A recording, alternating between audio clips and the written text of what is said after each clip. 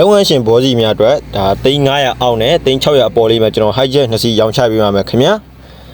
ကျွန်တော်ကတော့ဆိုရီကာရှိုးရုံးရဲ့ရောင်းမရညိုကျော်ပဲဖြစ်ပါတယ်ခင်ဗျကဲဒါဆိုရင်တော့စလိုက်ရအောင်ဗျဒီကောင်လေးကတော့ F10 ရန်ကုန်လိုင်စင်လေးနဲ့ရပါမယ်ခင်ဗျ2005 model လေးပါကဲဒါတော့အတွင်းကန်းလေးပဲဖြစ်ပါမယ်ခင်ဗျာဒါ EC power အဆုံးပါမယ် TV back camera လေးလည်းပါပါမယ်ခင်ဗျာKia manual 2 week မှန်လေးနဲ့ရရှိပါခင်ဗျကျွန်တော်ရောင်းချပေးမယ့်ဈေးနှုန်းလေးက488သိန်းနဲ့ရောင်းချပေးမှဖြစ်ပါတယ်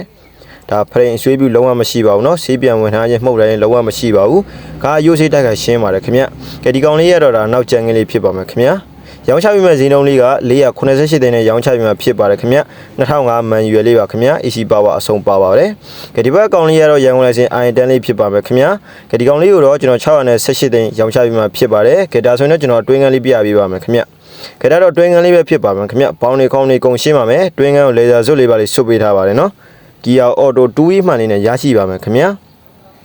ဖရင်ဆေးဝင်ထားတဲ့ဆေးပြန်ထားရင်လုံးဝမရှိပါဘူးเนาะကျွန်တော်ရောင်းချပေးမယ့်ဈေးနှုန်းလေးက618သိန်းနဲ့ရောင်းချပေးမှာဖြစ်ပါတယ်ခေဒါတော့နောက်ကျန်ကင်းလေးဖြစ်ပါမယ်ခင်ဗျရန်ကုန်လိုင်စင် I10 လေးနဲ့ရပါမယ်ခင်ဗျာကဲဒီကားလေးတွေကိုစိတ်ဝင်စားလို့လာရောက်ကြည့်ရှုခြင်းနဲ့ဆိုရင်တော့အရှိတကူမင်းရဲ့ကျော်စွာ one way လမ်းမှာကြီးရှိရက်ကွဂိတ်ရောက်မှတ်တိုင်အနီးဆိုဤကားရှိုးတို့မှာကြည့်ရှုလို့ရမှာပဲဖြစ်ပါတယ်ခင်ဗျာဆက်သွယ်ရမယ့်ဖုန်းနံပါတ်လေးကတော့39 985242323ကိုဆက်သွယ်မေးမြန်းနိုင်ပါတယ်ခင်ဗျအားလုံးကျေးဇူးတင်ပါတယ်နောက်ဗီဒီယိုမှာပြန်လည်ဆုံတွေ့ကြပါမယ်ခင်ဗျာ